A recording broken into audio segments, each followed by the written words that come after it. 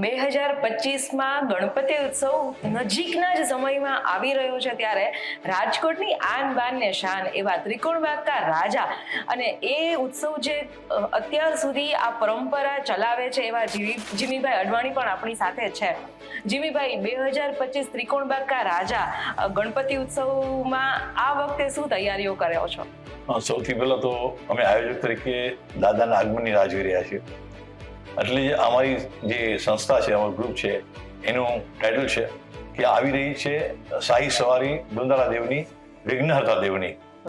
અને આ અંતર્ગત અમારી ટીમ છેલ્લા 2 મહિનાથી સતત મહેનત કરી રહી છે કે એવી સરસ મજાના દાદાની જે મૂર્તિ છે, જે પ્રતિમા છે, એની અમે સ્થાપના કરીએ. એ 10 દિવસ સુધી સુંદર મજાની પૂજા કરીએ, એને કાલાવાલા કરીએ અને દુંદાળા દેવને એ પ્રાર્થના કરીએ કે હે દેવ, આ સમગ્ર સમાજમાં જેટલા પણ દુઃખ છે, જે પણ પ્રકારના તત્વો છે, અનિષ્ટ તત્વો છે, એનો નાશ થાય અને ભગવાન બધાના વિઘ્નો હરી લે અને સુખમય સાથે દરેકના ઘરમાં રિદ્ધિ સિદ્ધિ સાથે બિરાજમાન રહો, એવી અમે પ્રાર્થના કરવા માટે તત્પર છીએ.